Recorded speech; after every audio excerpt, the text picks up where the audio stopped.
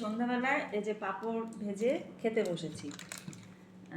সত্যি কথা বলতে এই পাঁপড়গুলো কেনা পাঁপড় নয়, আমার ছোট যা খুব ভালো ভালো জিনিস বানাতে পারে, অনেক অনেক খাবার জিনিস বানায়। তো এই যে পাঁপড়গুলো বাড়িতেই বানিয়েছে, সেগুলোই পাঠিয়েছে। এটা হচ্ছে সাবুর পাঁপড় আর এই যে চালের পাঁপড়। তো এই যে ভেজে নিয়েছি, খাবো, দেখাচ্ছি তোমাদের। এই যে প্যাকেটে এনেছে, এখনও মানে দিয়ে গেছে, আমি এখনও প্যাকেট থেকে বের করিনি।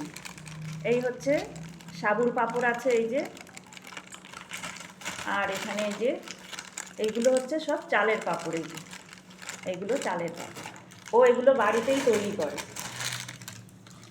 আরও একটা জিনিস দিয়েছে, এই যে বড়ি, এই যে বাড়িতেই বড়ি বানিয়েছে।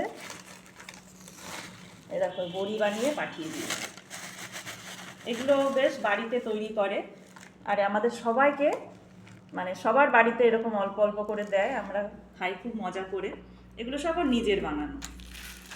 তো এই যে সব প্যাকেট থেকে দিয়ে গেছে একটু আগেই, আর এই যে ভেজে নিয়ে বসে পড়েছি।